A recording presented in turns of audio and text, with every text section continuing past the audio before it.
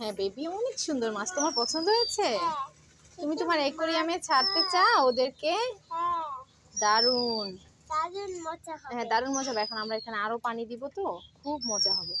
ওমা, কি ব্যাপার, ওদেরকে আলাদা করতে পারতেছি না কেন?